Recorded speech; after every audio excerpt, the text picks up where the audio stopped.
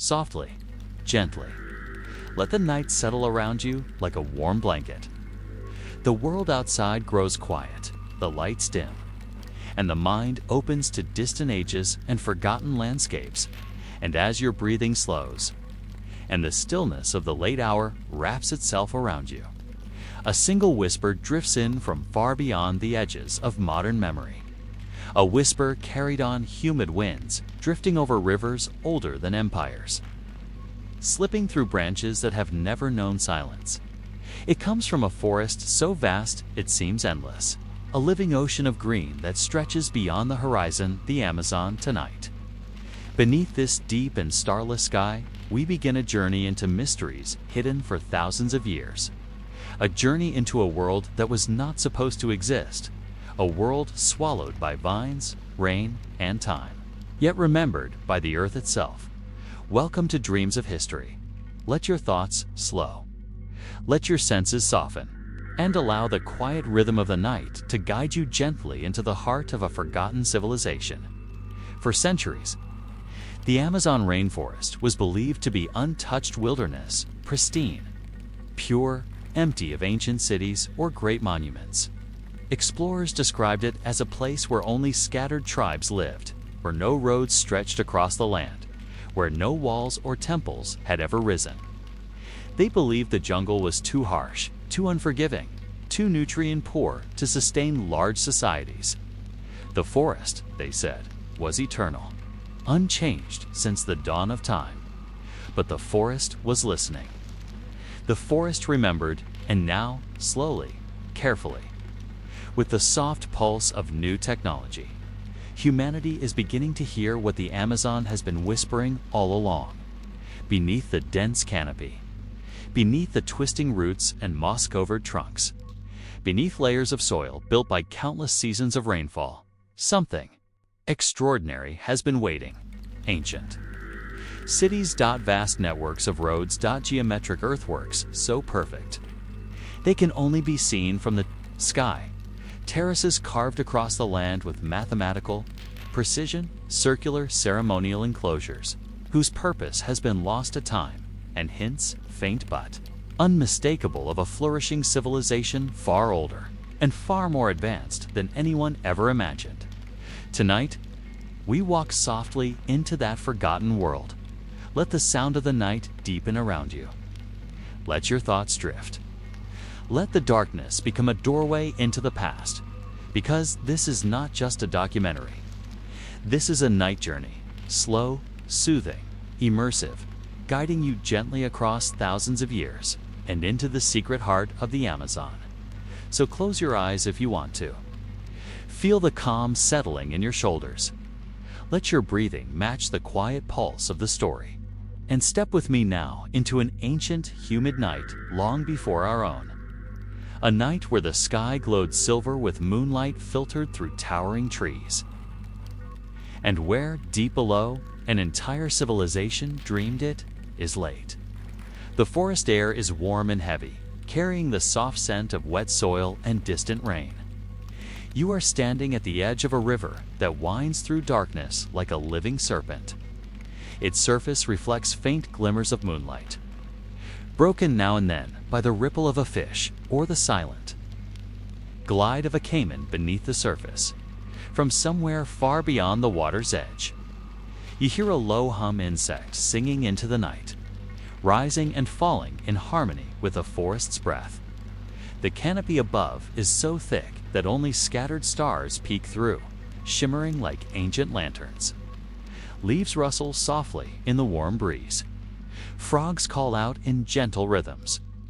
Every sound feels close, intimate, alive, and yet, beneath that lush symphony, something feels different. Something feels structured. A presence, a memory, the faint echo of footsteps across a road that no longer exists. The ghost of a drum beating in a ceremony forgotten by time. A whisper of children laughing in a village swallowed by trees. The forest remembers. Tonight, we will listen. You begin walking along the riverbank, your steps slow and unhurried. The mud is soft beneath your feet, and the air wraps around you like warm silk. The deeper you move into this nighttime landscape, the more the world of today fades behind you. The sounds of traffic, electricity, and human bustle melt away, replaced by the ancient heartbeat of the Amazon. Somewhere far in the distance, a faint light glows, not bright, not artificial, but warm and flickering. It dances against the trees like firelight, though you know no modern fires burn here. You approach with gentle curiosity, feeling the cool touch of river mist on your skin as you draw closer. The light softens, dissolving into the night like a memory fading back into the earth. And where the glow once was, you now see something remarkable. A raised mound of earth, symmetrical, perfectly circular, too precise to be natural, yet too ancient to be modern, almost invisible beneath vines and moss, but unmistakably crafted. This is one of the geometric earthworks revealed by LIDAR are the hidden language of a lost civilization. A place once full of life, ritual, and meaning. A place the forest has carefully kept secret for centuries. Explorers walked right past these structures, never seeing them through the trees. From the ground, they are swallowed by vegetation. From the sky, hidden under an unbroken sea of green dot, only with the gentle touch of LIDAR. Are light beams slipping between leaves like curious fireflies, did these shapes emerge again. Circles, squares, lines, avenues, settlements, traces of people who lived, loved, worked, and dreamed here. And as you stand beside the ancient circle, the night deepens further. The stars shift behind the branches. The forest seems to inhale slowly, deeply, and exhale the dust of ages. You close your eyes, letting the warm darkness surround you, and for a moment, the centuries begin to melt away. The forest grows quieter. The air feels different, charged, expectant. And when you open your eyes again, the world seems subtly transformed. Not fully past, not fully present. Somewhere in between, somewhere in the memory of the Amazon, the circle of earth beneath you is no longer abandoned. You see figures moving with slow grace, carrying baskets of fruit and clay pots. You hear the soft rhythm of wooden flutes drifting through the warm air. You smell the faint smoke of cooking fires, the sweetness of roasted plantains, the earthy scent of wet clay walls. This place, once forgotten, is alive, and you stand at its edge, listening to the heartbeat of a civilization reborn through memory. Let the calm wash over you. Let the night be your guide. Let the ancient world unfold gently, moment by moment, as we continue this long, soothing journey into the lost Amazon civilization. The village breathes around you, not with noise or chaos, but with a soft harmony, as if every movement and every sound has been shaped by centuries of understanding this land. There are no stone fortresses, no towering monuments of empire, just a quiet confidence, an ease in the way these ancient people move through the night. Their world is made of wood, clay, woven fibers, and living earth. And yet, beneath the simplicity, there is structure, order, knowledge, a sophistication the forest swallowed but never erased. Slowly, gently, the forest hum blends with the quiet voices of those who once lived here. Their words are soft, rounded, rhythmic, a language built from river sounds and the low music of insects. You can't understand their meaning, but you feel the soothing cadence as if the night itself is speaking. A woman passes near you, balancing a woven basket on her head. Her steps are deliberate, slow but steady, almost silent. Firelight catches the red pigment painted across her arms. Behind her, a group of children chase each other around the curve of the earthwork. Their laughter, gentle, echoing through the trees like distant wind chimes. Their joy is subtle, not wild, a quiet happiness shaped by a world that demands awareness and respect. To your left, at the edge of the circle, older men sit beneath the thick roots of a towering samama tree. Its trunk rises so high you can't see the top in the dark. They speak in low tones, their voices deep and soothing, like the rumble of faraway thunder. One of them holds a long staff carved with geometric patterns, the same patterns discovered in earthworks across the Amazon, repeating in circles, squares, spirals, patterns that mean something. Patterns that suggest knowledge far deeper than the legends once told. The fire between them crackles softly. Sparks rise into the night, disappearing into the canopy above. And for a moment, as you watch those embers drift upward, the world shifts again. The living village fades back into shadow, dissolving into the present. Like mist touched by wind, you are alone once more with the earthwork, the vines, and the quiet hum of insects. But something has changed inside you. You have felt their presence. You have glimpsed their world. And the forest, as if sensing your curiosity, opens itself just a little more. A breeze brushes past your face, carrying the scent of deep foliage and night-blooming flowers. The moon glimmers faintly through shifting leaves, illuminating a narrow path leading deeper into the forest. A path that was once a road, wide, straight, engineered with precision. A road so carefully aligned that modern archaeologists still marvel at its perfection. This road hidden for centuries, connected settlements across hundreds of miles. The people who built it understood the land intimately. They shaped it gently, never carving it harshly. Their cities weren't like Rome or Athens. They were woven into nature, blending with the forest-like threads in a vast green tapestry. You step onto the ancient path, the ground beneath. Your feet feels different, firmer, more deliberate, as if packed by countless footsteps over centuries. Though the jungle has taken this road back, you can still sense its direction. Trees line it with silent respect.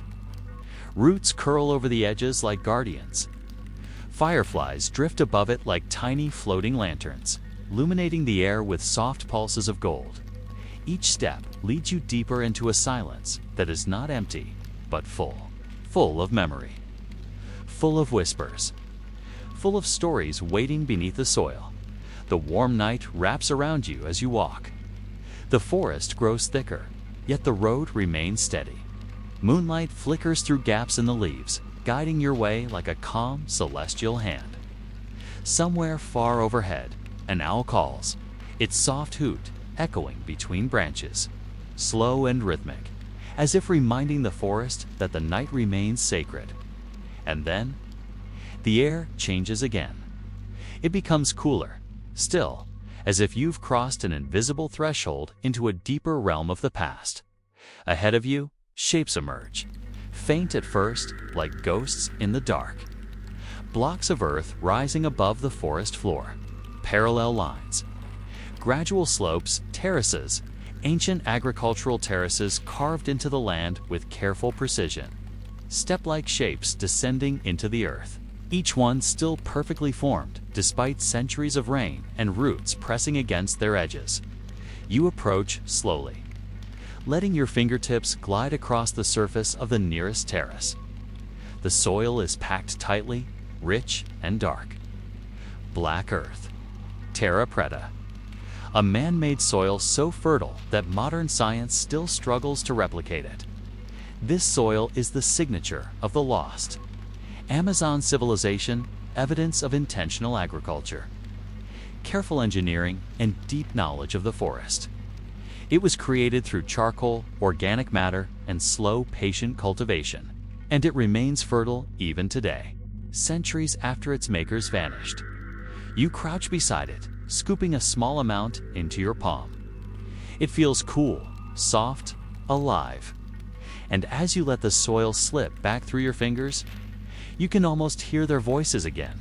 Farmers tending the terraces at dawn, families planting seeds by moonlight, elders blessing the earth with quiet chants.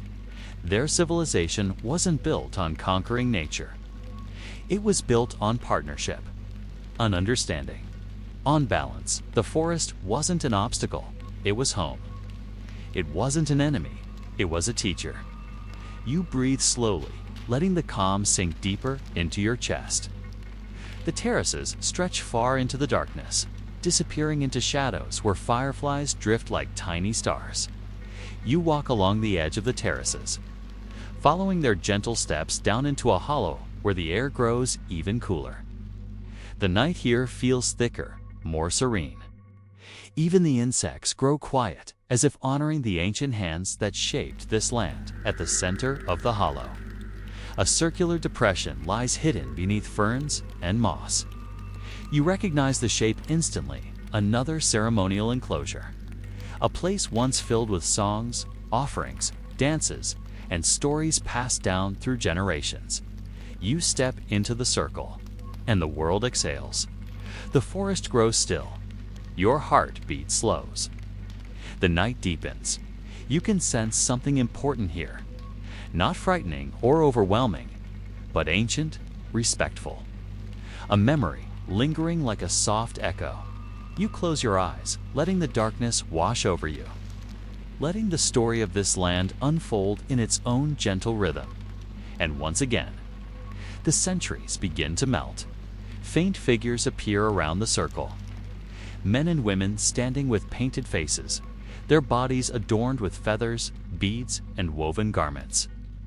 Drums sound softly, slow, deep, rhythmic. Their vibrations travel through the earth beneath your feet, merging with the steady pulse of the forest. A fire burns at the center of the circle, its light warm and steady. A man steps forward, tall, calm, his face marked with red pigment. He begins to speak in a voice that resonates like the low rumble of distant thunder. The others listen with solemn peace. You don't understand the words, but you understand the feeling. Respect, connection, belonging. These were not isolated people, not wanderers, not small tribes scattered across empty land. They were part of a network, vast, organized, intentional. A civilization with beliefs, rituals, astronomy, agriculture, engineering, and stories that reached into the very heart of the forest. And as the fire flickers in their eyes, they seem to notice you, not with alarm, not with fear, with recognition, as if they knew you would one day stand here, listening to the forest they once called home. Then the fire dims. The figures fade, and the night returns. You open your eyes slowly, feeling grounded, calm, connected to something larger than time itself. Above you, the moon has climbed higher in the sky, casting a soft silver glow across the terraces, the trees. The ancient circle where echoes of the past continue to breathe.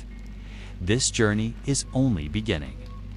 The forest still holds countless secrets, and the lost civilization is ready to reveal more.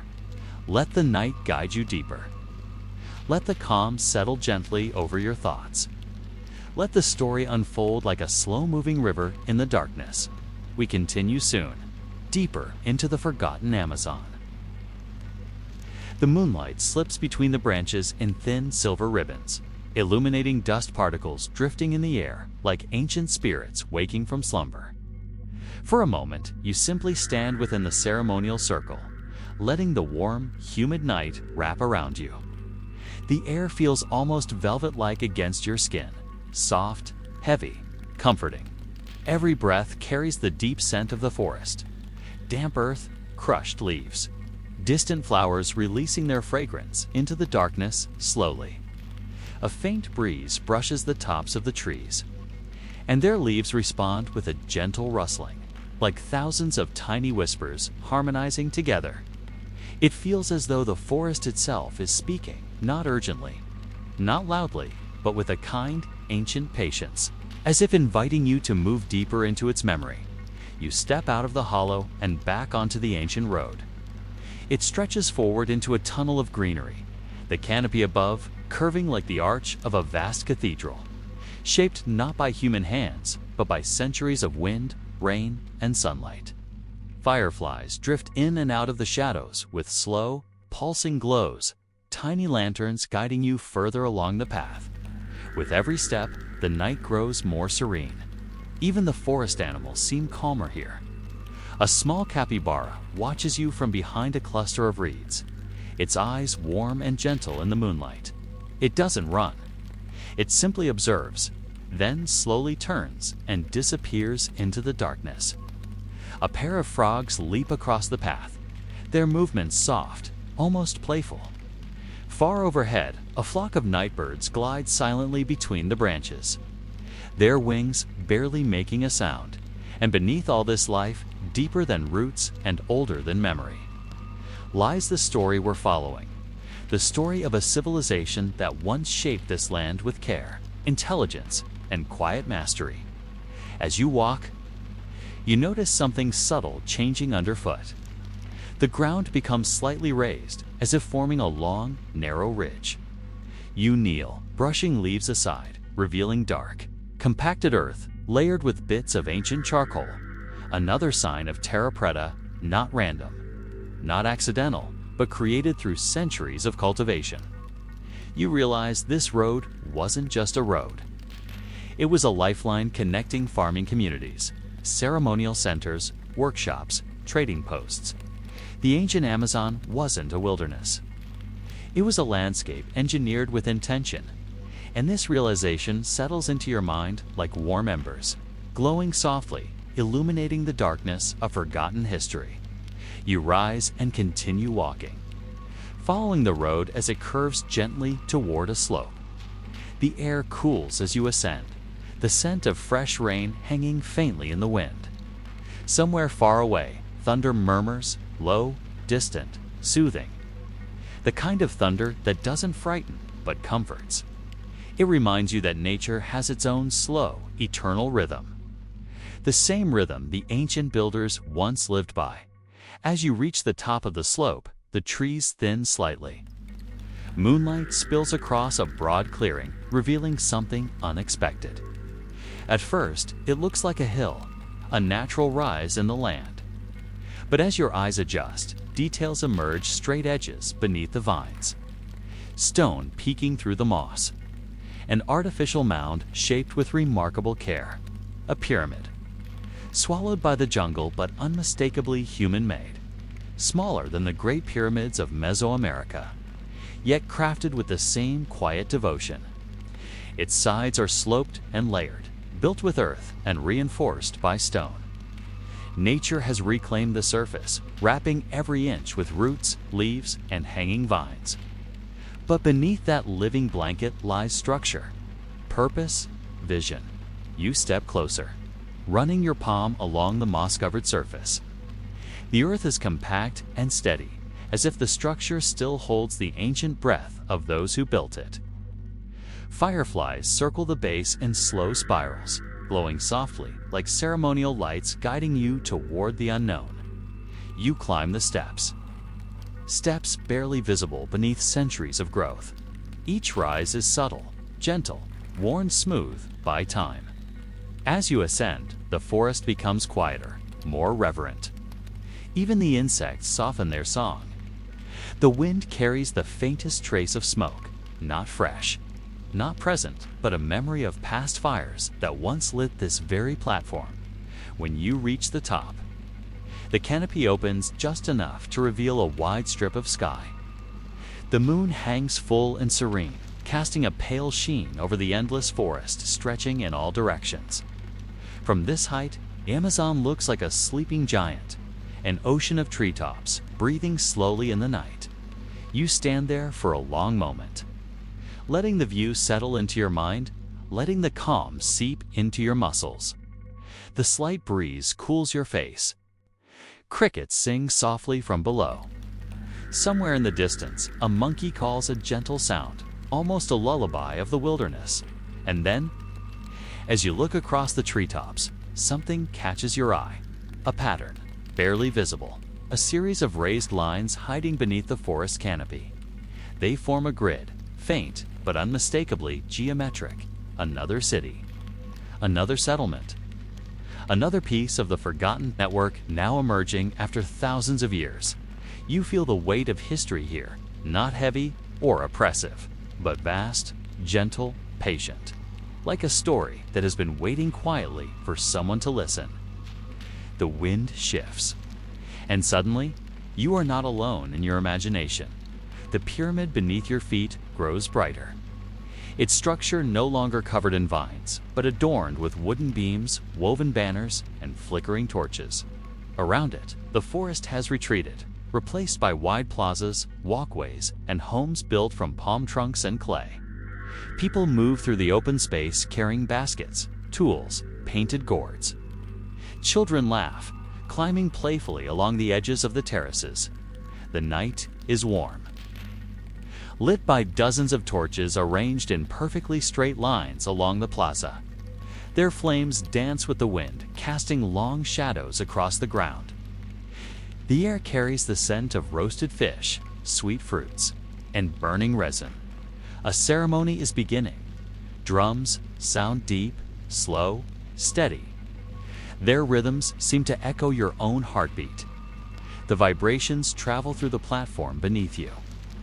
Groups of people gather around the pyramid, their faces calm, reverent, illuminated by fire-elight. An elder steps forward. He carries a woven basket filled with glowing embers. With careful movements, he pours them into a clay bowl at the center of the platform. The smoke rises in slow spirals, carrying scents of herbs and earth. The crowd begins to hum a low, soothing melody that blends perfectly with the night. This was not a primitive world. This was a world of ritual, knowledge, astronomy, harmony, a world where the rhythm of nature shaped the rhythm of life. And as the humming grows deeper, and the torches flicker, and the drums slow to a heartbeat like pulse, the ancient world begins to fade once more. The figures dissolve, the lights dim. The forest returns, calm and quiet. You stand alone again on the moss-covered platform. The night is still. The moon is gentle. And the forgotten civilization whispers through the leaves, inviting you deeper still. There are more roads to walk. More cities buried beneath the green. More stories waiting in the dark. Let the calm settle deeper into your bones. Let your thoughts drift peacefully. And when you're ready, we will continue our slow journey through the Amazon's hidden past. The night breathes around you like a slow, steady sea.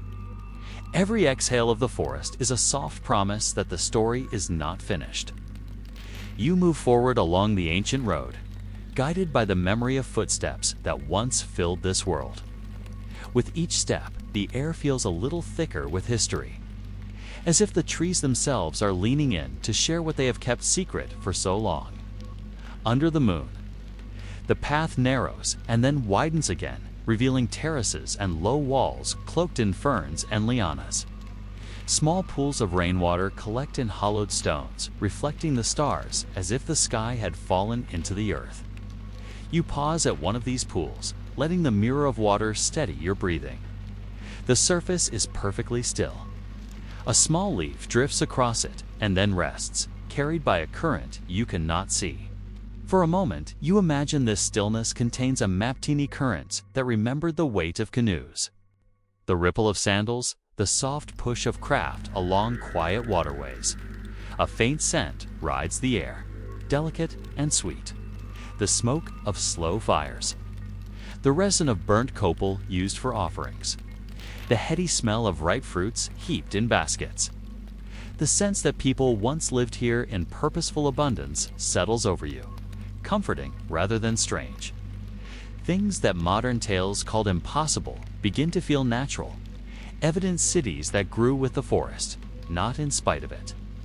You notice, as you walk, how the landscape itself seems to be designed for listening. Open plazas are placed where breezes gather, so song could travel far on a warm night. Lines of trees follow the roots of roads like deliberate hedges, protecting travelers from storms and providing fruit and shade. Water channels run in graceful curves, tamed and guided by low embankments, allowing fish to move between ponds and people to move between gardens. Nothing about this engineering feels domineering. Everything is inattentive. Respectful shaping of the land, designed to be lived in, to be cared for at the edge of a broad clearing. Partly hidden by a curtain of vine, you find a stone marker. It is not tall only, a humble slab, but the carving upon it is precise. A geometric spiral that echoes the shapes you have seen from above. The lines are worn by centuries of rain, but each groove still holds a memory of the hand that carved it. You trace the spiral with your fingertips. The cold of the stone is gentle against your skin, and as your fingers move, a story rises like heat from the ground. It is a story of seasons counted. Not by calendars of paper, but by cycles of fruiting trees. By the migration of fish, by the return of the rains. It is a science written in observation, patience, and ritual. Fields were rotated in careful patterns. Forest patches were tended to encourage edible plants and medicinal herbs. The people here cultivated diversity, orchards of wild palms, plots of squash that climbed on woven frames. Rows of manioc planted with such skill that yields fed many families for many years. Beneath it all, their soil's terra, preta held charcoal and bone, pottery shards and compost, a living ledger of human care. You lie back on the cool earth for a while, letting the pulse of the world slow your own. The canopy above is a delicate lacework. Moonlight slips through and paints slow-moving patterns on the ground. Somewhere deep in the dark, a tapir moves like a rounded shadow. Crickets keep a steady rhythm, a ticking that feels like the softened metronome of centuries. In this quiet, the idea of loss becomes a soft, complex melody. Loss is not only devastation, it is also a transformation, a composting of lives into new lives. Stories into soil, you rise and continue, finding that the road brings you now toward water. A creek curves gently along a low valley. Its banks are lined with the remnants of what once were piers and platforms. Canoe channels. You realize routes carved with subtle skill through marshy ground so that travel was possible even when rains filled the lowlands. Small stone weirs create pools, enabling fish to be trapped gently and harvested without straining the populations. These are the marks of sustained living of communities that thought ahead, who understood the patience required to sustain a populous and lively society in a place of abundance. And then, beyond the creek, like a memory slowly surfacing, there appears the outline of an entire neighborhood. From the ground, it seems modest clusters of longhouses. Courtyards where pottery dries in the sun, lines of storage pits for manioc and maize. But the air carries a sense of connection. Raised causeways linking compounds. Patterned plazas set for trade and council.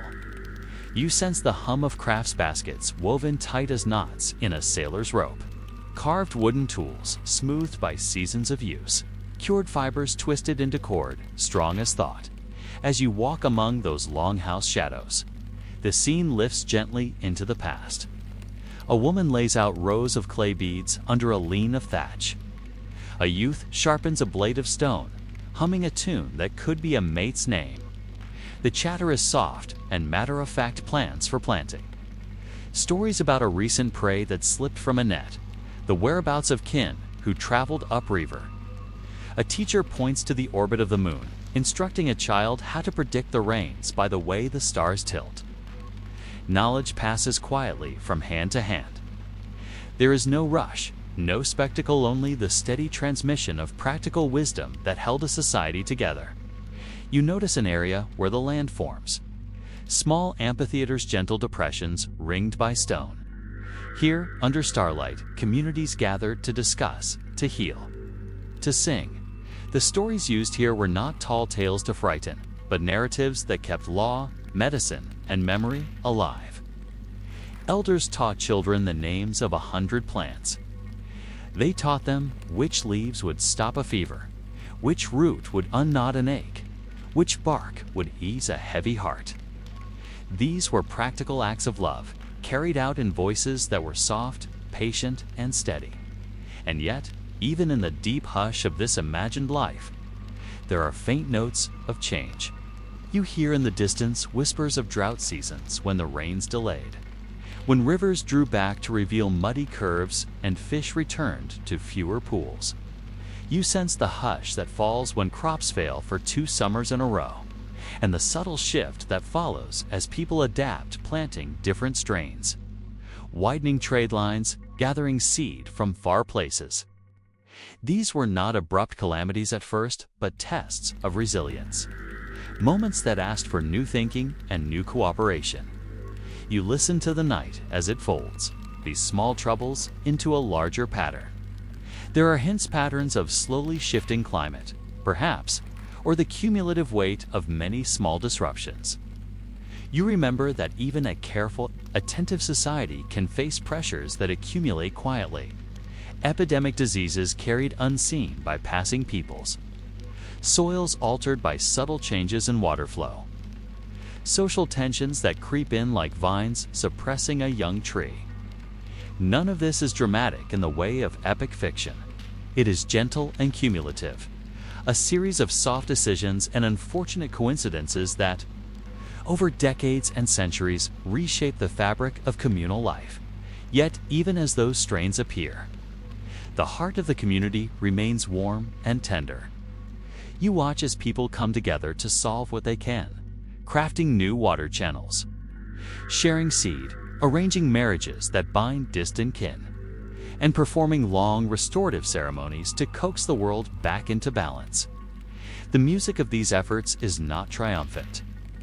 It is quiet work, reeds tied, terraces rebuilt, embers coaxed back to life.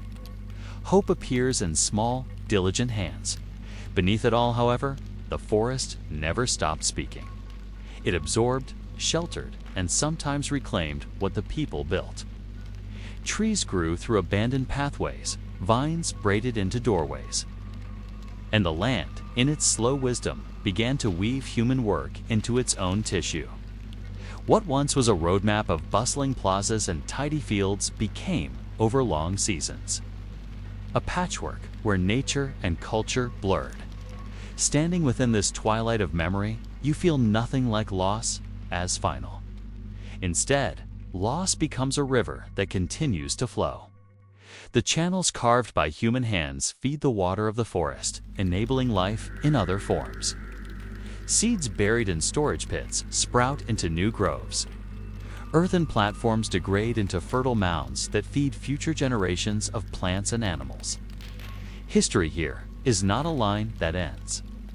It is a circle folding into new circles, every ending folding into a new kind of beginning. You find your pace slowing even further, matching the patient pulse of the night. The trees lean closer, their trunks vast and comforting. Above, the moon tilts, casting a softer glow now, as if drawing a curtain on the scene. The sounds around you water, insects. Distant bird calls compose a lullaby, and you feel an easing, a settling, as if the world approves your quiet attention. Allow the calm of this place to rest within you. The Amazon retains its mysteries, and the people who once lived here remain present in the soil, in the patterns of their earthworks, and in the very whisper of the leaves. There is no need to know every detail to solve every puzzle. Instead, breathe in the steady, patient wisdom of a landscape that remembers. Let the knowledge sink into your thoughts like rain on thirsty ground. Let it nourish some quiet part of you that responds to slow, careful stories.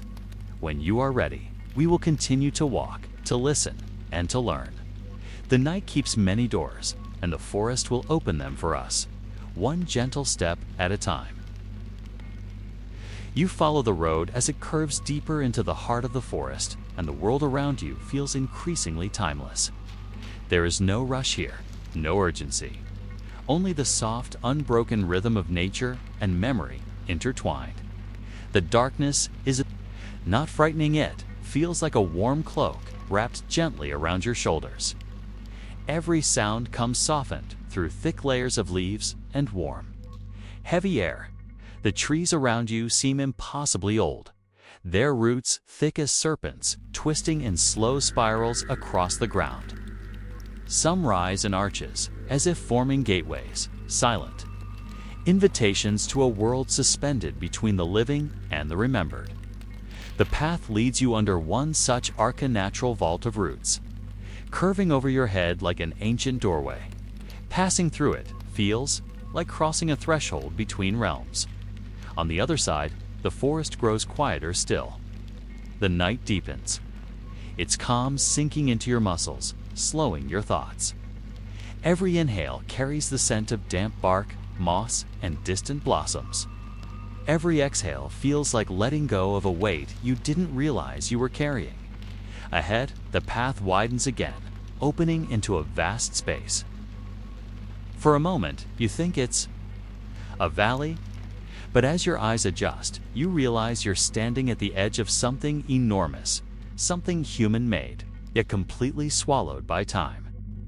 An ancient reservoir, the structure is immense, carved into the land with an engineering precision that feels surprisingly delicate. The basin slopes gradually downward, its walls terraced like giant steps. Vines drape over its edges, hanging like curtains of soft shadow. A thin layer of water glimmers at the bottom, reflecting strips of moonlight that slip through the canopy like silver ribbons. You walk along the edge, letting your fingers brush the mossy embankment. It is cool and slightly damp.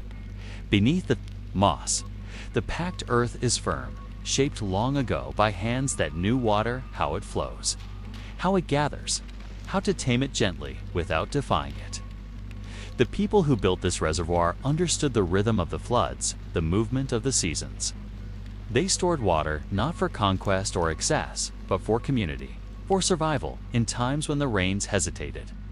You imagine the reservoir alive and the past filled to the brim, shimmering in the sun.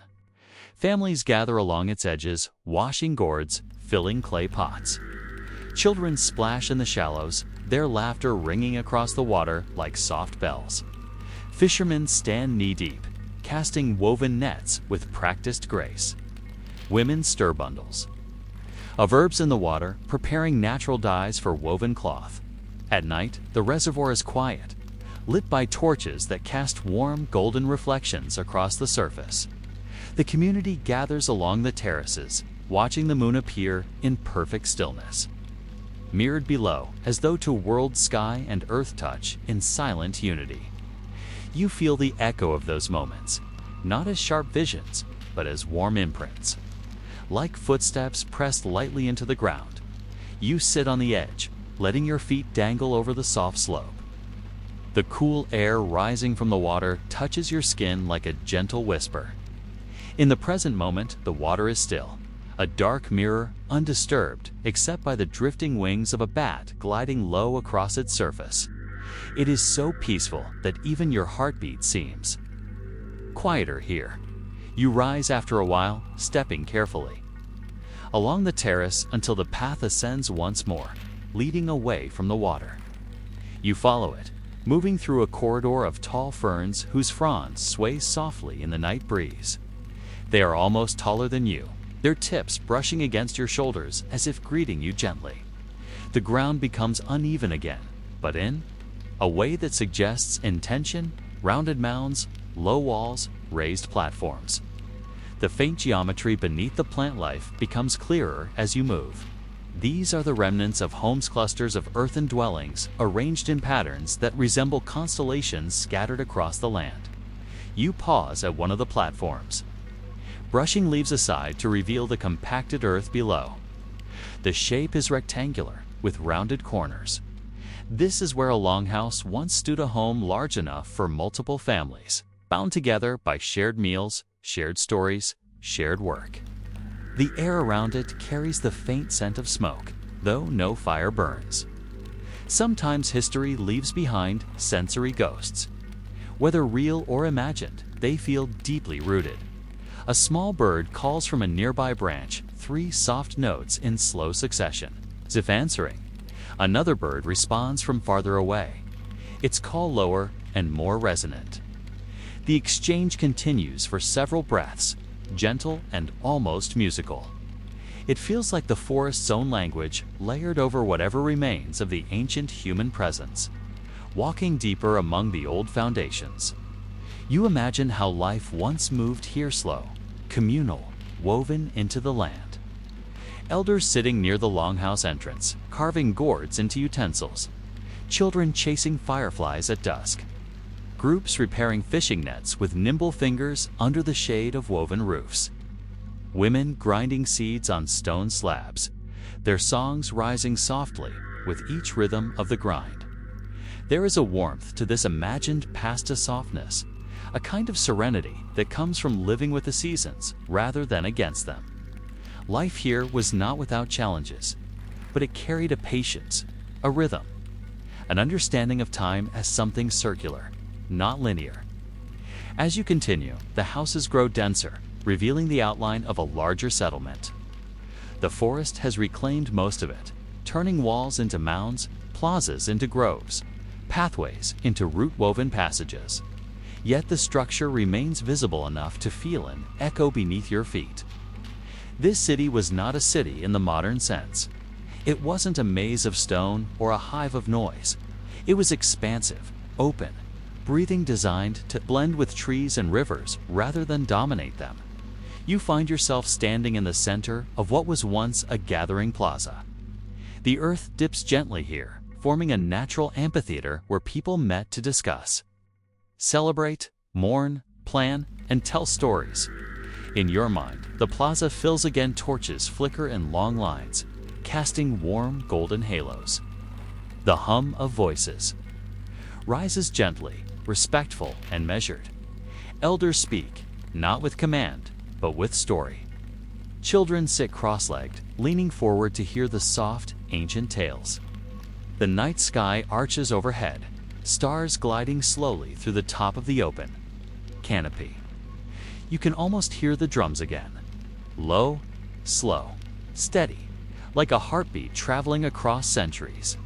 The cities of this civilization were not built in stone, but they were built in memory and story, in soil, in ceremony, in the quiet technology of living well with the earth.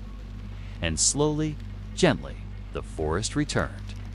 Not in violence, not in destruction, but in patience. Trees sprouted between homes. Vines curled around beams. Roads softened into dirt paths. Life shifted and moved elsewhere. The civilization did not fall in an instant. It faded, season by season, year by year, into the land that once sustained it, and now, standing at the very center of its memory, you feel only calm. Nothing here is lost. Everything is transformed. Every story becomes root, soil, leaf, or whisper. And the night, warm and tender, invites you onward. There is more ahead, hidden pathways, forgotten symbols. Echoes of lives live gently in the heart of the greatest forest on earth. When you are ready, we will continue. The night loosens its cloak around you and you walk on, each step softer than the last, as if the earth itself is cushioning your passage. The path bends gently, and the canopy opens in long, silent windows to the stars. Above, constellations spin slowly across the sky, indifferent yet beautiful, their cool silver light folded into the warm breathing of the forest. In this place, time feels elastic, stretched into a slow ribbon that lets you breathe between moments and linger in every small detail. As you move, you find traces of craft shards of pottery, half buried in the leaf litter. Smoothed by rain and moss, patterns in clay that once held stews and seeds. They are humble, intimate things, not relics of conquest, but of everyday life.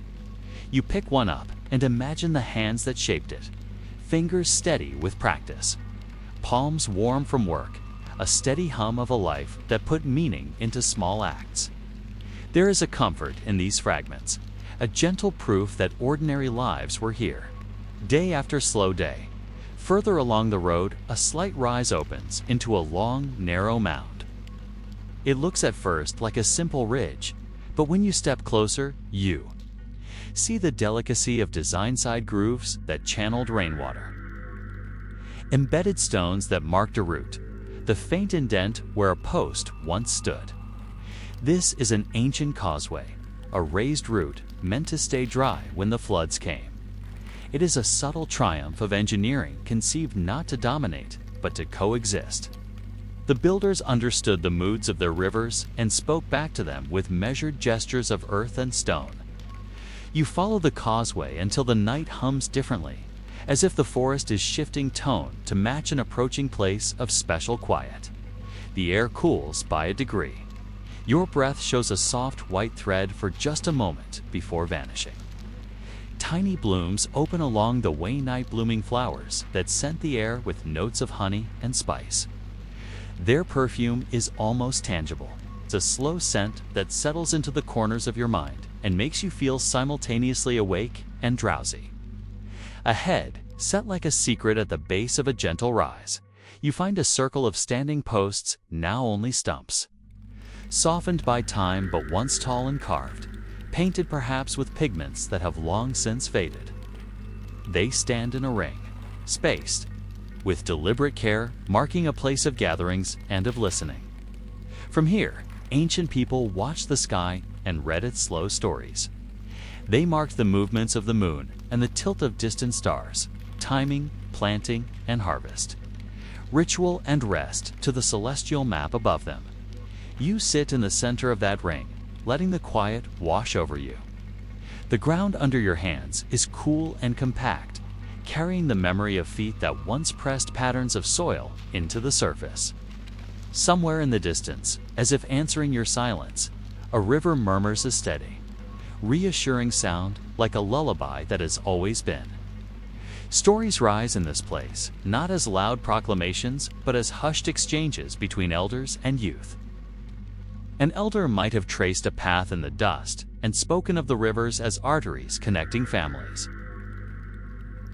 Of exchange and of obligation, of songs that could call fish to nets and lull sick children to sleep. A child's eyes would be wide, drinking in these teachings, storing them in the small, patient vault of memory that becomes adulthood. You imagine them here under the ring voices low, the cadence slow. They spoke of migration routes, carved from river to river, of alliances stitched across the green, of shared ways to manage soil and water so that many could be fed without stripping the land bare. They taught how to muffle mats for newborns, how to read the tracks of animals in mud, how to heal a fever with bark and steam. These were not small skills. They were the architecture of survival, passed down as lullabies and lessons, woven into play and into the measured rituals of daily life. The thought of knowledge carried this way fills you with a soft warmth. It is an intimacy of the ordinary, the kind of intelligence that never seeks monuments to itself, but is proud in its silence. The skill to plant a seed at the exact angle. The soil prefers to mix charcoal and compost until the earth remembers how to yield abundance. You touch the ground again and feel that imprint and echo not easily erased. A gentle wind rises and you follow it, moving from the ring to a shallow hollow that serves as a living memory of craft. There, beneath the shelter of overhanging ferns, you find the ghost of a workshop. On the packed earth lie faint outlines where pots were shaped and fired, a low pit where heat rose and smoke braided into the air. Clay dust clings to the leaves nearby like a pale fog. You imagine hands shaping wet earth, a motion rhythmic and meditative, thumb press, palm smooth, a rim evened with knowing strokes. Pots were then fired with slow, patient fires that sang through the night, and the smell of baking clay would have soaked into the thatch and the air until dawn. These crafts were not only practical, they were a form of expression, a language that told of identity, of family, of lineage. A pattern etched into a pot could mean the riverbank where a family fished, or the grove where their ancestors planted a sacred palm. Even as the forest reclaimed the place, these gestures persisted in the soil, like a melody hummed under breath. You stand and move on, your steps slow as if through water. The moon slides across the sky and the shadows shift with stately slowness. The trees around you seem to lean in, their trunks like old sentinels that hold stories in their rings.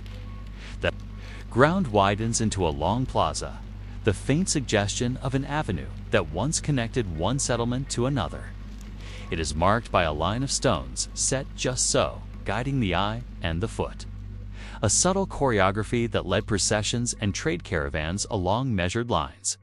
There is poetry in the way these people planned their spaces. Paths were not arbitrary, but oriented to wind and water, to the patterns of migrations of wild game, to the tilt of the season.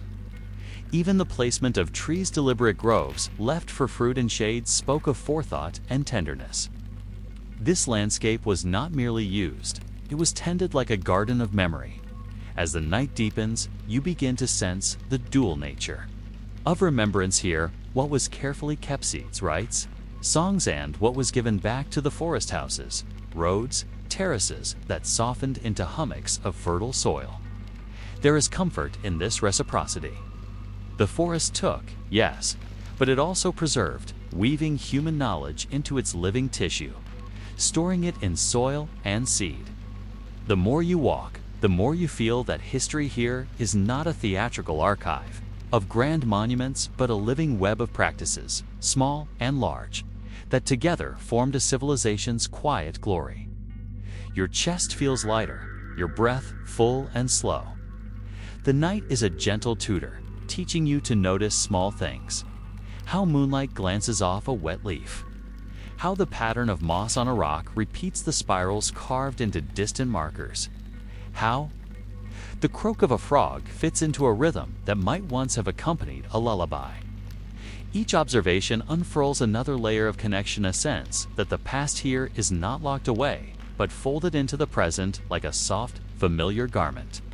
And with that understanding comes a deep, soft calm. You are no longer just a traveler, passing through ruins. You are a quiet witness to the continuity of life. The Amazon keeps its past not behind glass, but within itself, tenderly, in patterns of soil, in the placement of trees, in the faint line of an old road now carpeted by leaves. You sit for a moment on a low stone, letting the gentle chorus of the night surround you, the forest pressing close like a kindly companion. When you are ready, we will continue to follow the faint lines, the buried terraces, the whispers beneath the canopy. The story moves slowly, inviting you to linger in each detail. For now, breathe deeply and let the forest's hush settle into your bone like a lullaby.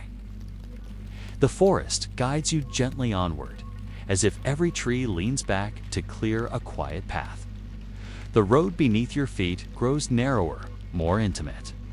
Leaves brush against your arms in soft, cool strokes, and the night thickens not with fear, but with comfort, like stepping deeper into a warm, ancient memory. Your footsteps make almost no sound.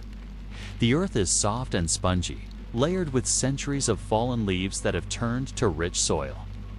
Every step carries the scent of earth, warmed by the day and gently cooled by the night.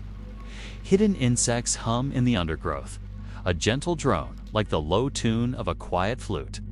As the path dips, you emerge into an unexpected opening, a place where huge trees rise in perfect alignment. At first, it feels random, until you notice the pattern: 12 trees in a circle, thick, towering giants, evenly spaced, a living monument. They were planted deliberately. You step into the center of the circle and look up.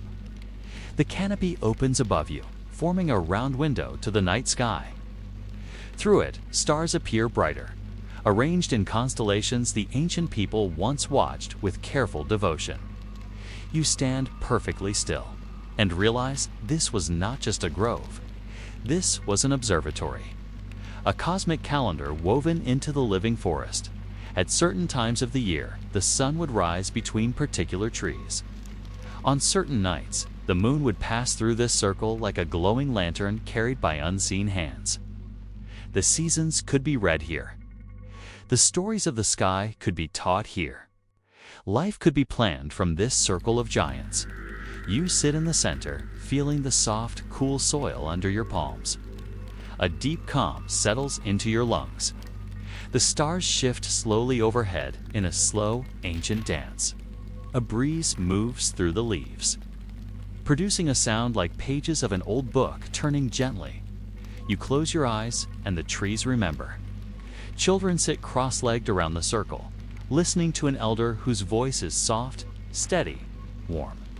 He draws lines in the dirt with a stick, showing how the constellations drift across the sky over the year. The children tilt their heads back, watching the heavens through the open canopy.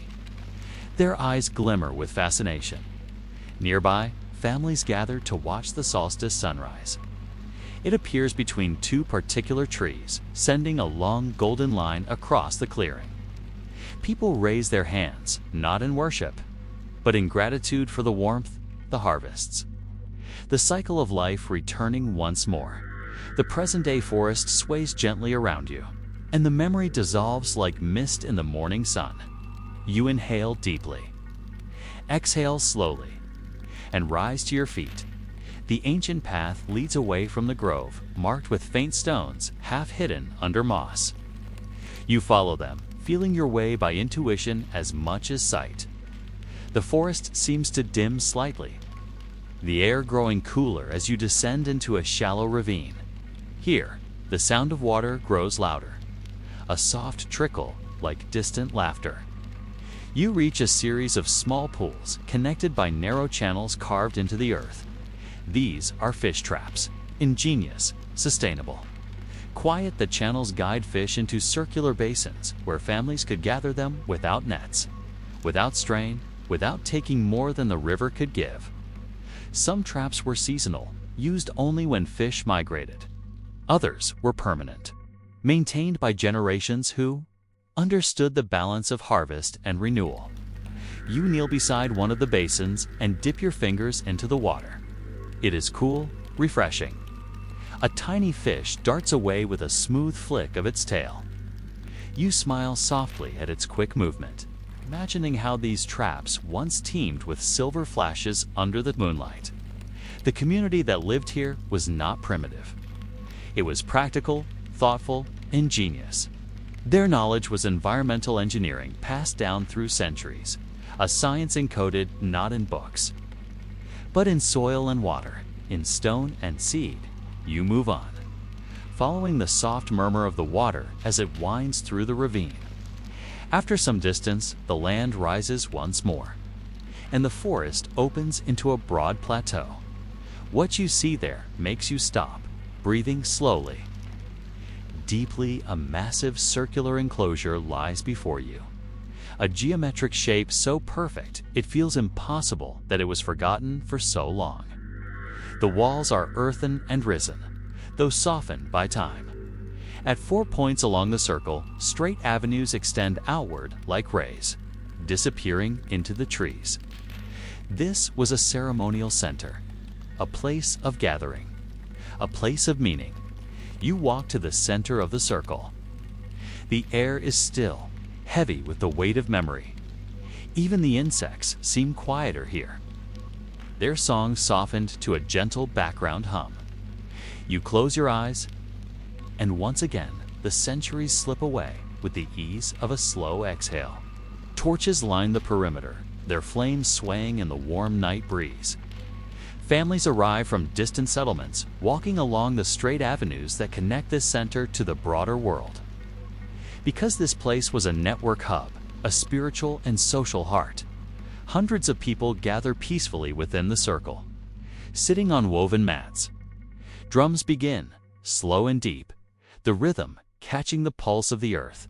Then flutes join, high delicate notes weaving through the night like silver threads. A chorus begins humming, their voices soft and warm in the center. Dancers move in slow spirals, their feet barely touching the ground. Their motions mimic the movements of stars, of rivers, of wind through the canopy. Children sway with them, smiling, their faces painted with gentle curves of red and white clay. The ceremony is not one of fear or trembling. It is one of gratitude, connection, belonging, a reminder that life flows in circles like the seasons, like the moon, like the enclosure itself. When the memory fades, you find your heart beating slower, steadier, more peacefully. standing in the central point of the ancient circle. You feel yourself held gently, not by walls, but by history, by the forest. By time, a breeze passes through the trees above, whispering a story only they remember fully. Your skin tingles softly in the cool air. You breathe deeply, sensing that the forest wants to show you more. You leave the circle and walk along one of its ancient avenues. The trees part easily, as if remembering the old movement of people along this path. The night blackens in pockets and brightens in others, shaping shadows that sway like slow-moving spirits. The scent of fruit carries on the breeze, sweet, fragrant, comforting. Soon you find the source, a grove of ancient palms, their trunks thick, their fronds wide and low. The ground beneath them is bare of undergrowth, just soft soil and fallen fruits, a sign that this grove was once tended, pruned, cared for. These palms didn't grow here by chance. They were planted, cultivated, domesticated. A living orchard. You sit beneath one of them, leaning against its broad trunk. The bark is rough, textured, grounding. Above you, palm fronds sway gently, their shadows flickering like slow-moving fans. You pick up a fallen fruit, warm from the day's heat. You smell it, sweet, earthy, a fruit that fed families for generations, and now feeds countless animals of the wild. In this moment, you understand this civilization did not vanish. It transformed. Its legacy lives in seeds, in landscapes, in the forest itself. Every tree planted, every field tended, every road built, every terrace carved, became part of the ecosystem. The Amazon rainforest is not untouched. It is shaped subtly, beautifully, by the hands of those who lived here long before. You close your eyes, letting that truth settle into your bones like warmth. Your journey through the forgotten Amazon is far from over. The forest still holds deeper secrets, waiting to be revealed in calm, slow steps. When you're ready, we continue. Asterisk, asterisk, asterisk. You rise from the base of the palm tree and continue along the ancient avenue. The night is warm, wrapping softly around you. The canopy above sways in long, rhythmic breaths, as if the forest is gently rocking itself to sleep. Moonlight comes in scattered patches, illuminating the path in broken, silver shapes that move with every shift of the leaves. The grove gives way to thicker undergrowth. The forest becomes dense. Vines dangle like threads of shadow. Fronds curl overhead. The air smells richer here, deeper soil, older bark. The faint sweetness of night-pollinating flowers hidden among the branches. Your footsteps slow, guided by instinct as much as by sight. The sound of insects dims. Then the sound of distant water fades. A deep hush settles over the world. You pause, sensing that the forest is guiding you toward something sacred, something older than settlements, older than the geometric earthworks, older even than the terraces. Ahead, the path rises. You climb slowly, feeling the incline beneath your feet. The air grows cooler, as if this small hill has its own breath. The trees thin gradually, until you reach a summit that opens under the night sky like a small, hidden sanctuary. And there, half buried beneath vines, lies a stone unlike the others. Dark, smooth, deliberately placed, it is shaped like a flat slab, angled slightly upward. Small grooves mark its edges, faint geometric carvings spiraling inward. Worn thin by time and rain, you kneel beside it, brushing aside the soft carpet of leaves. This is an altar not for sacrifice, not for blood or fear, but for observation, meditation, communication with the forest itself. The ancient people stood here at dusk, watching the sky turn and the shadows lengthen. They left offerings of fruit, seeds, and flowers, gifts to the land that sustained them. You gently touch the surface of the altar. It is cool, almost cold, as if it remembers the dusk air of countless centuries. A soft breeze lifts the leaves around you. You close your eyes, and the past returns like a warm exhale. The altar is uncovered, clean, a platform polished from use. Around it, families gather quietly. No one speaks loudly, their voices are low, warm, reverent. Children sit cross-legged, watching the sky. Elders place small offerings at the base of the stone, a carved seed, a woven bracelet, a handful of aromatic herbs. The air is filled with the soft crackle of torches and the sweet, smoky fragrance of burning resin. This is a moment of connection, not worship, but gratitude. A ritual of remembering that the land, the river, the sky, and the people are part of one continuous, breathing circle. When the memory fades, the altar is silent again. Wrapped in moonlit vines, you stand slowly, feeling a deep serenity settle into your chest. The forest around you is perfectly still, a stillness so complete it feels like being held. You listen closely, no insects, no frogs, no rustling leaves, only silence. A silence so gentle it almost glows. You walk down the opposite side of the hill, following a narrow trail that winds like a quiet stream. Roots curve beneath your feet like natural steps. The light grows dimmer and the air becomes cooler still. The night deepens, not into darkness, but into softness.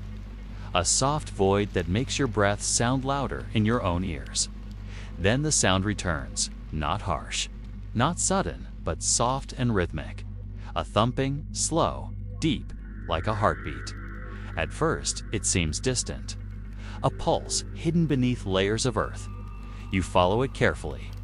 The ground flattens again, and a large clearing opens before you. Though it is not entirely clear. The forest is thinner here, but not gone. Thin trunks rise at intervals, spaced strangely evenly. Long grasses sway gently. The moonlight spills across the clearing, revealing shapes beneath the soil, shapes too orderly to be natural. Long rectangles, rows of raised earth, deep lines carved into the ground. This was a field, not of crops, but of earthworks, a place where something large once stood. You kneel, letting your hand glide across the ground.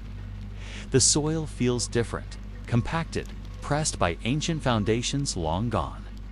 You brush aside leaves and spot small stones arranged in a curved line. Another structure, perhaps the base of a hall. A meeting place. A home of significance. You breathe slowly, letting your mind drift into the shape of the past. The ground around you opens in memory. A great hall rises here, made of tall wooden pillars and a broad thatched roof.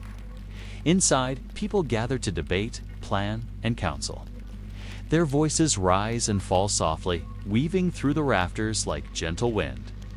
In one corner, maps crafted from woven fibers show the networks of roads, rivers, and settlements. In another, elders sit with younger members, passing on knowledge of seasons, soils, medicines. This place was the heart of governance, not a palace. Not a fortress, but a communal space built on cooperation. Not hierarchy. The memory fades gently as a small breeze brushes your hair, returning you to the moonlit clearing. You stand and walk slowly across the remnants of the hall, feeling the strange, lovely sensation that the past is not gone, only sleeping lightly beneath the surface. Soon, the clearing transitions into a path once more, narrower now, with trees standing like quiet sentries on either side. You follow it until you hear a new sound. The soft flutter of wings, the delicate tap of small objects against stone, and underneath it, a faint whispering. You step cautiously into another open space, smaller, almost circular.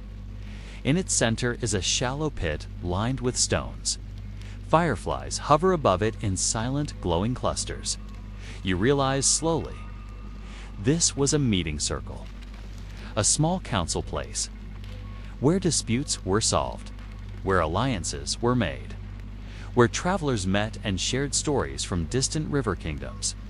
The stones around the circle are shaped to form seats, worn smooth by thousands of years of listening. You sit on one. The stone is cool, grounding, almost supportive, like an old friend offering its shoulder as your body relaxes. Your mind fills with the soft echoes of conversations that once lived here. A group discussing how to redirect a water channel to avoid flooding. Two families settling a disagreement with calm voices. A traveler sharing news of a distant settlement on a far tributary. A healer explaining which new leaves were found effective for fever. People laughing softly at a child's story. Voices low, measured, peaceful. The council circle reminds you of something profound. This civilization did not survive through power. It survived through cooperation, through knowledge, through balance with the land, and eventually, through becoming part of the forest itself. You stand after a while, stretching your back gently. The stone holds your warmth for a moment before cooling again. You step away from the circle and continue into the forest, which grows deeper and darker now, but never frightening. The darkness here is gentle, familiar, a soft night that wraps around you. Leaves brushing your shoulders become slower. The hum of insects grows deeper. Even your footsteps feel quieter. After some time, you don't know how long. As the night stretches and folds, the forest begins to open again. A faint glow appears ahead, warm, golden, unmoving. You walk toward it, slow and steady, and then you see it. A giant tree rises before you, one of the oldest you've ever seen. Its trunk is as wide as a house, its roots curling across the forest floor like the limbs of an ancient being. Fireflies gather in clusters around its base, illuminating it with a gentle, living light. On its bark, faint carvings remain. Lines, circles, symbols, stories. The tree was a record, a living archive, a keeper of memories. You place your palm on the trunk, feeling the cool, textured bark beneath your fingers. A deep calm settles into your heart, heavier, warmer, like sinking into a deep, warm pool. This tree has seen everything. The rise of the civilization. It's flourishing centuries. It's fading. It's merging with the forest. It's whispered survival. You stand there a long time, breathing slowly, letting the tree's memories wash over you. Letting the calm of the night settle deep in your bones, there is more yet to discover. More paths, more hidden structures, more gentle secrets the Amazon has kept safe. When you're ready, we continue deeper still, into the heart of a civilization the forest never truly forgot. You remain before the ancient tree longer than you expect. Time feels suspended here. The air is thick with a quiet reverence, as if every leaf around you is holding its breath. Fireflies pulse softly in clusters, their glow rising and falling like a gentle heartbeat. You glide your hands slowly across the bark. The grooves and carvings feel like the worn wrinkles of a face that has watched centuries unfold. Then, when the moment feels right, you step back. The tree stands steady, eternal, patient. You continue your walk, moving slowly along a winding path that seems to curve of its own will. The ground slopes downward once more, but the gradient is so gentle that each step feels like floating. As you descend, a new sound emerges, soft, melodic, rhythmic. Water, but not a river, not a stream. Something gentler. A slow repeating drip like a steady lullaby. You follow the sound, the forest thins again. Just enough for moonlight to spill through in a wide silver path. And there, tucked between the roots of massive trees, you find a long depression in the earth lined with stones. A cistern, a rain-catching basin. Still intact after centuries, the stones form a spiral pattern at the bottom. The water that gathers there swirls naturally, filtered by layers of gravel and sand. A brilliant simplicity. A slow, sustainable technology aligned with nature. You sit beside the cistern, listening to the delicate drip of water falling from leaves high above. Every droplet echoes faintly in the basin, creating a peaceful, repetitive sound that blends perfectly with the hum of the night. Drip. Pause. Drip. Pause. Your breathing begins to match it, falling into a calming rhythm. You close your eyes, letting the sound wash through you. Slowly, the centuries fall away again. The cistern becomes full, brimming with clean rainwater. Families come with clay pots balanced on their hips, dipping them gently into the basin. Their movements are slow, practiced. Children play nearby, splashing water onto rocks that glitter in the sun. The adults speak softly plans for harvest, for gathering fruit, for trading along the river. They do not fear scarcity. They plan for it. Prepare for it. Work with the land to cushion themselves against it. When you open your eyes again, the cistern in the present is only a shallow pool, moonlit, still reflective. You rise once more, feeling the calm deepen inside you, and continue as you walk. The forest begins to feel different, older, denser, wiser. The trees tower higher. Their roots are thicker, intertwined like braided rivers. The undergrowth grows sparse, only low ferns and soft moss carpeting the ground, creating a natural, open hallway beneath the canopy. The darkness here is not intimidating. It is gentle, soft, welcoming, like being inside a vast, ancient sanctuary after a time. You notice something unusual on the forest floor. Small stones arranged in pairs, to here, to there. Then another pair farther ahead. You kneel beside one pair and clear away the leaves. These are markers, path indicators. A subtle road sign system used by travelers moving between distant settlements. They point in one direction, toward a slightly elevated ridge glowing faintly in the moonlight. You follow them, stepping softly through the moss. Soon the markers grow more frequent, forming a thin line leading uphill. The forest brightens slightly as you rise. The temperature cools again, and then you reach the top. There, stretching across the ridge, is one of the most astonishing features of the forgotten Amazon, a causeway, not a simple path, but a raised road, straight, engineered, deliberate. The surface is compacted earth mixed with crushed stone. Time has softened its edges, but the length of it remains unmistakable. It stretches straight into the forest, vanishing into darkness.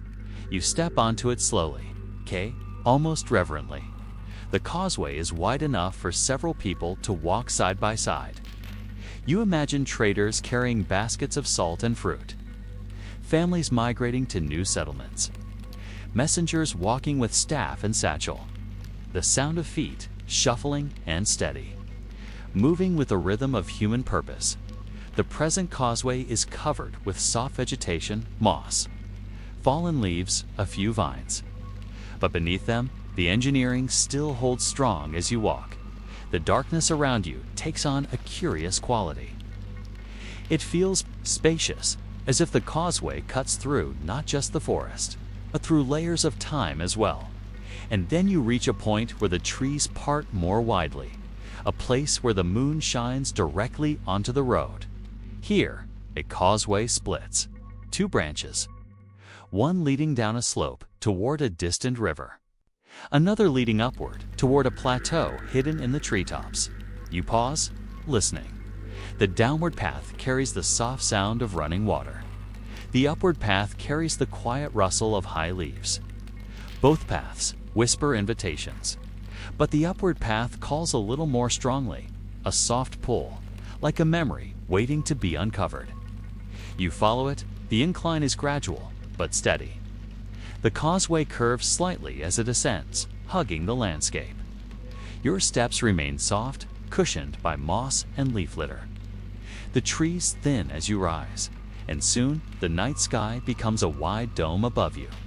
When you reach the top, the view makes you inhale softly. A broad plateau stretches before you, perfectly flat and unmistakably shaped by human hands. The edges are raised in long berms. The center is sunken ever so slightly. This was a city center, a large one, possibly a capital. The air grows still, deep, expectant. You step into the plateau, moving gently across the soft earth. The outlines of structures appear beneath the moonlight, foundations, lines, depressions, and rises where buildings once stood. Then you see something remarkable. A large rectangular basin sits at the far edge of the plateau. Not a reservoir this time, but a sunken courtyard with symmetrical earth mounds along both sides, an amphitheater. An ancient one, huge and peaceful. You walk slowly to the center of the amphitheater. The acoustics feel different. Even your breath sounds richer, deeper here. If you speak, even softly, the sound carries. You imagine gatherings here not of spectacle or performance, but of shared learning, shared decisions, shared stories. A society without kings or emperors, without palaces or thrones, but not without organization, wisdom, or leadership. Their power was not centralized. It was distributed, shared, rooted in consensus. You sit in the middle of the amphitheater, letting the silence rest on your shoulders. The night sky above you is immense, dotted with stars that shimmer like faraway embers. You look up and imagine what these people saw thousands of years ago, the Milky Way, bright and bold.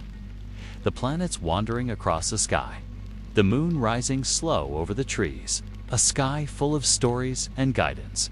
You breathe slowly, deeply, peacefully. And as you sit there, a thought drifts quietly into your mind. This civilization did not die, not truly. It dispersed, transformed, merged with the forest, moved along the rivers, lived on in stories, in seeds, in the very soil beneath your feet. Their legacy is not a vanished ghost. It is a living fragrance carried by the forest's breath. Your eyes drift across the plateau. There is more here. More memory, more history, more quiet beauty. When you are ready, we will continue deeper into the last chapters of this long, gentle journey through the Amazon's hidden past. You rise slowly from the amphitheater's center, feeling the coolness of the earth beneath your palms as you push yourself upright. The night seems wider here, as though the very air remembers the gatherings that once filled this space, voices rising in thoughtful harmony. Decisions made with calm deliberation, stories shared by torchlight. The forest stands silent around the plateau, patient and watchful. You step forward again, walking deeper across the wide expanse. The ground is slightly uneven, soft where old buildings have collapsed into earth, firm where ancient foundations remain beneath your feet. As you walk, the forest gently resumes its chorus. A distant owl, the soft click of beetles in the underbrush, the faint whisper of tree frogs beginning their nightly call. Your steps lead you toward the far side of the plateau, where something catches your eye, a shallow dip in the earth, shaped like an ellipse. It is bordered by low mounds that arc gracefully around it, forming a shape that feels intentional yet subtle. A garden. Not wild, but curated. A botanical sanctuary. You move closer and feel the energy of the place shift, gentle, nurturing, ancient.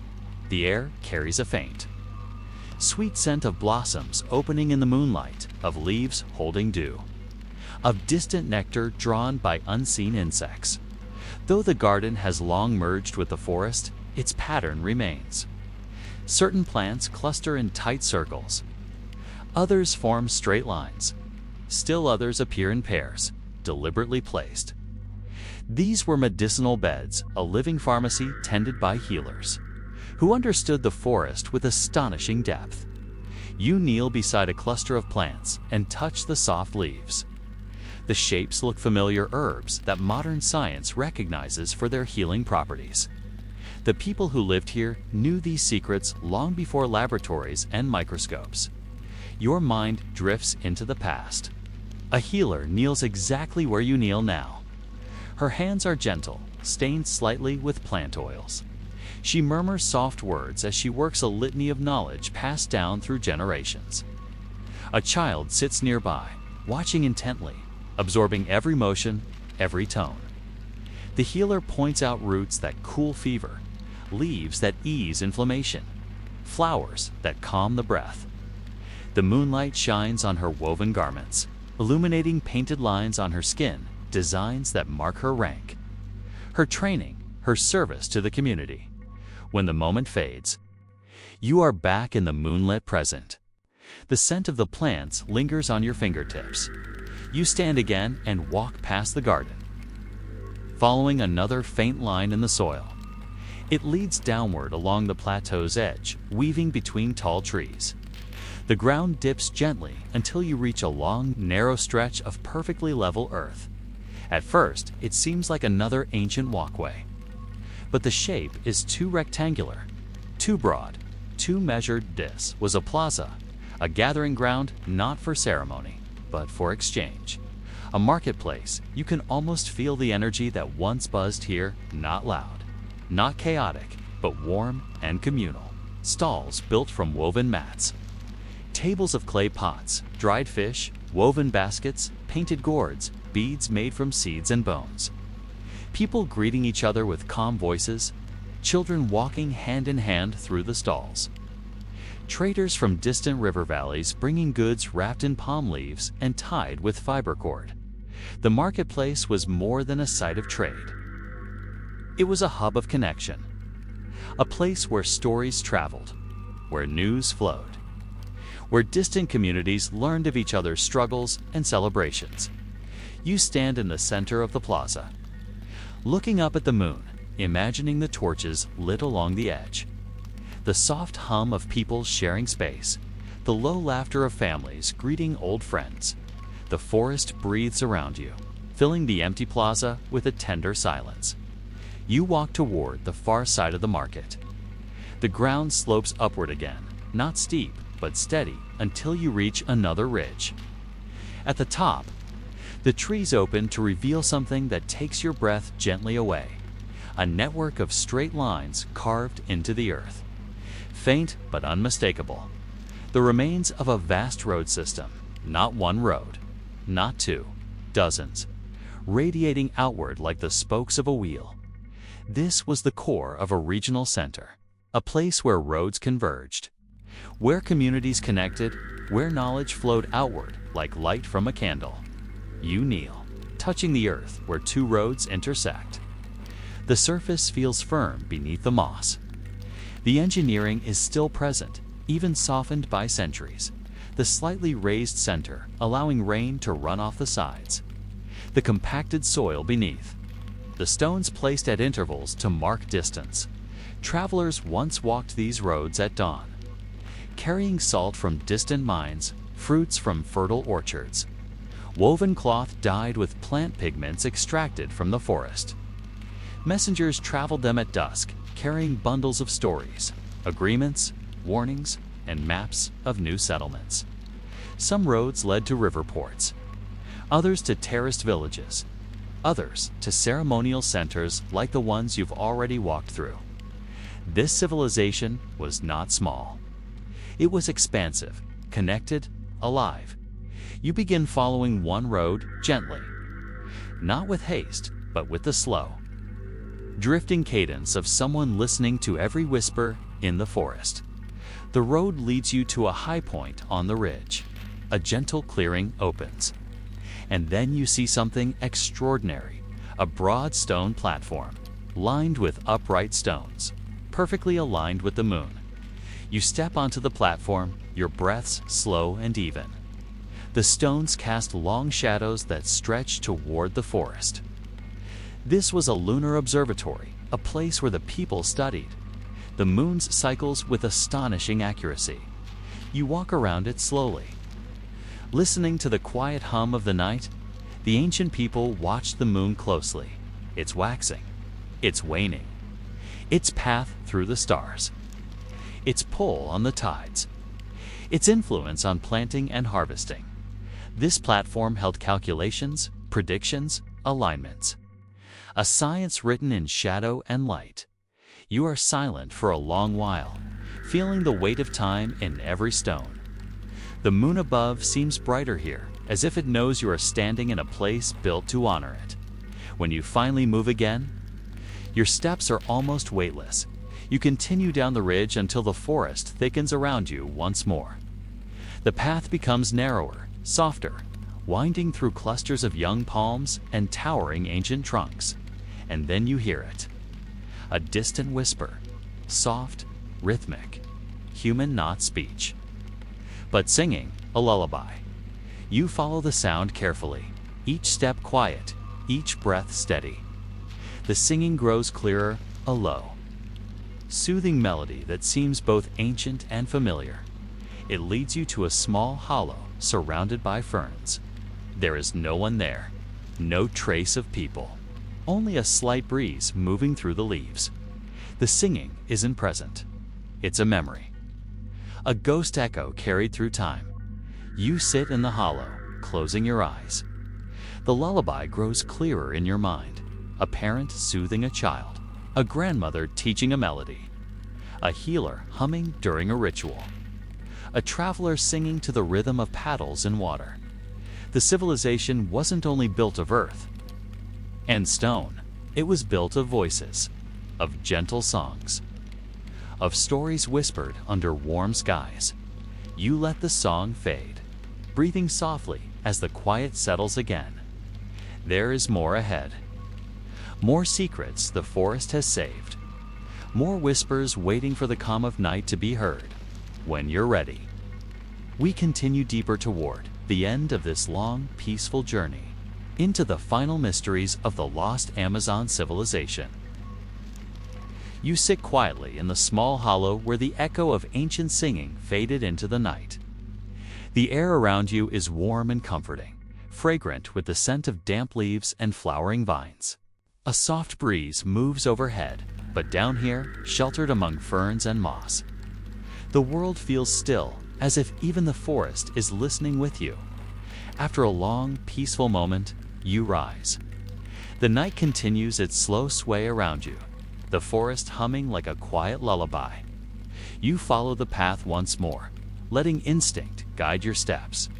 The trail becomes narrower, winding through tall stands of bamboo that clatter softly in the breeze. Their stems glow faintly silver under the moon, glowing like columns in a forgotten temple. The air is cooler here, not cold, but touched by a gentle night wind flowing down from higher ground. You step through the bamboo and come upon an unexpected sight, a long, sunken corridor lined on both sides with stones, half buried, overgrown, ancient. You step into the corridor. The stones are smooth under your fingers, worn by time and covered with soft moss. You recognize this place not as a building, but as a passage, an entryway to something deeper. The forest is perfectly quiet here, except the sound has been absorbed by centuries of stillness. Your footsteps echo faintly in the narrow space. One step, two steps, three. The air feels noticeably cooler now. A hush gathers around you at the end of the corridor. The trees part slightly, revealing a vast, circular depression in the earth. But this is no natural dip. The sides are terraced, the shape perfect. The center is filled with low-lying ferns and soft grass that sway gently in the breeze. You walk along the edge, and your breath catches softly. This was a great amphitheater, larger than the first, older by centuries. A central ceremonial space for a civilization whose origins stretch far beyond the era of earthworks and road networks. The terraces rise in wide, circular layers, massive rings of earth shaped by hands long gone. Even after centuries of erosion, the structure remains astonishing. Moss covers the ramparts. Vines drape down like curtains. A few small trees have rooted in the terraces, their branches reaching toward the moon. You step down slowly into the center. With every step, the silence deepens. Your heartbeat feels louder. The air grows thick with the weight of memory. You stand at the very center of the ancient, circle, and the forest holds its breath. You close your eyes, and the centuries fold back like petals opening in slow motion at once. The amphitheater is alive. Thousands gather on the terraces, their faces painted with symbols of rivers and stars. At the top level, elders sit in long rows, watching with calm eyes. Torches line the perimeter, their light flickering warmly across painted bodies and woven garments. The air is filled with a low hum, not chaotic, but unified, a quiet chorus rising from hundreds of voices. The sound feels like the heartbeat of the forest itself. In the center, a group of dancers moves in a slow, deliberate spiral. Their feet barely whisper across the earth. Each step is the echo of generations, a choreography carried through countless ages. This was not a ceremony of fear. It was one of connection, of belonging, of honoring the forest, the rivers, the sky, and the breath of life that moves through all things. The hum grows deeper. The dancers sway in wide, graceful arcs. The torches glow brighter. The moon seems to hang directly above the amphitheater's open roof. And then, as if a great, gentle hand closes the book, the vision fades. You are alone again in the center of the ancient circle, standing under the moon's soft glow. A warm stillness fills the air. The amphitheater feels alive even now, not with ghosts, but with memory held lovingly in the soil. You climb slowly out of the terraces and continue on. The path beyond the amphitheater is narrow, lined with large stones that seem almost to pulse with reflected moonlight. You follow them until the forest suddenly opens into the largest clearing you've seen yet. You stop. The sight is breathtaking. A massive geometric earthwork sprawls across the clearing circles. Rectangles, spirals, interconnected in a singular masterpiece. The shapes are so vast that it feels like standing inside a calendar written in earth. Each line is straight. Each curve precise. LIDAR scans revealed hundreds of these across the Amazon. This one is among the largest. You walk along the edge of a square platform, your fingers brushing the ancient soil. The walls are low, but symmetrical. The entrances align with celestial points, solstices, equinoxes, the setting of specific stars. This was knowledge. This was science. This was architecture shaped by sky and time. The geometric forms are too large to grasp from the ground. You have to walk slowly, pausing often, letting the scale sink in. It feels like stepping through a giant's blueprint drawn not on paper, but on the earth itself. You move deeper into the network, the geometry forming subtle pathways. Circles leading to avenues, avenues leading to squares, squares leading to hidden terraces at the edges. Every shape whispers a different purpose. One circle feels like a ceremonial center, one square like a gathering hall, one long rectangle like an ancient field or communal garden. And at the far end of the geometric complex, you notice something unusual to parallel lines. Deeper, straighter, more deliberate. A gate, an entrance. You walk between the lines, feeling a shift in the air as you pass through. It is cooler, still, heavy with meaning. You step into a small, chamber-like depression beyond the gate. At its center stands a stone, tall, flat, upright. A stela carved with faint lines that shine under the moon. You approach slowly. The carvings are worn, but still visible. A circle, a river, a star. Several human forms holding hands in a ring, and below them, small, wavy lines that could represent wind, breath, or voice. Suddenly, it becomes clear. This was not just a symbol. It was a message left for the future. We lived here. We learned here. We grew here. We loved here. We watched the sky. We cared for the land. We were part of the forest. We are still here. You touch the stone gently. It is cool against your fingertips. A warm wave of remembrance passes through your chest. not sadness, a deep serenity. You realize something profound. This civilization never disappeared. It became the forest. It became the soil. It became the stories whispered among leaves. It became the patterns of today's Amazon. The people did not vanish, they transformed. Into the memory of the land, every terrace, every road, every orchard, every circle, all of it merged into the living rainforest. You turn from the stela and stand for a moment in the moonlit chamber, letting the truth wash over you like a warm tide. The forest around you hums gently. The night feels endless. Every leaf seems to whisper, "Remember us softly. We were here. We are here." You breathe this in. Slow, calm, peaceful. There is only one stretch left in your journey. The final path that leads to the heart of everything. When you're ready, we continue into the last part of this long, soothing night story. The final memory the Amazon has been keeping safe. You leave the stela gently behind you, feeling its cool echo linger on your fingertips. The night is quieter now than at any other point in your journey. Not silent. No silence never exists in a living forest. But the sounds have softened, blurred into a warm hum, a distant insect trill, a soft rush of wind, the faint crackle of branches under the moon's pale glow. You step once more onto the hidden path, moving slowly as though each step is both forward through the forest and backward through time. The soil beneath your feet feels softer here, almost sponge-like, thick with centuries of fallen leaves and memories pressed gently into earth. Ahead, the trees begin to grow taller than before, much taller. Their trunks are impossibly wide, their roots folding over one another like ancient limbs reaching toward the heart of the world.